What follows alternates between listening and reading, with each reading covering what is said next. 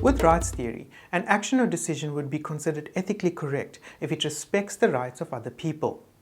Before we look at rights theory in more detail, let's look at the entire concept map of all normative theories so we know exactly where rights theory fits in.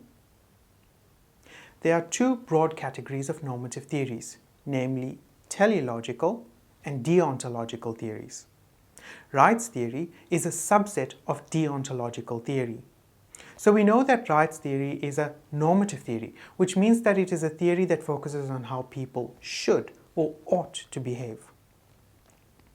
We also know that it is a branch of deontological theory.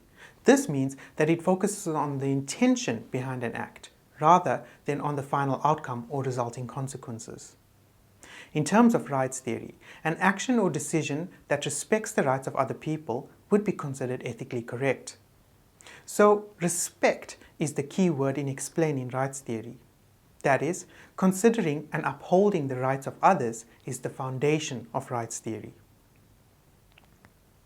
Another important element of rights theory are rights. There are many different types of rights. The major rights that people have are legal rights, human rights, and contractual rights. The right to vote is a legal right because it arises from law and is legally enforceable. Freedom of speech is an example of a basic human right that all people should be entitled to because they are human beings. Contractual rights arise from an agreement or relationship. For example, a contract between a builder and a property investor. The builder has the right under the contract to receive a certain remuneration for his services, and the property investor has the right under the contract to receive the developed property. It is important to not confuse rights with obligations or duties. A right is something you have as a human being or something you are entitled to. A duty is something you are obligated to do. For example, consider the relationship between a doctor and a patient. The patient has the right to receive the best medical care and advice, while the doctor has the duty to act with professional competence and due care in providing advice and when treating the patient.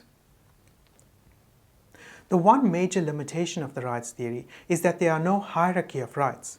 So it is difficult to come to an ethically correct decision or action where the right of one person results in the right of another being breached. For example, a person who is racist has the right to his or her views and has the human right to freedom of speech regarding those views. However, this could breach another person's legal right to not be discriminated against. Further, publicly speaking about racist views and beliefs could constitute hate speech. As such, the rights theory fails to provide a hierarchy of which rights have preference over others in situations where there are conflicting rights. To recap, rights theory is a deontological theory.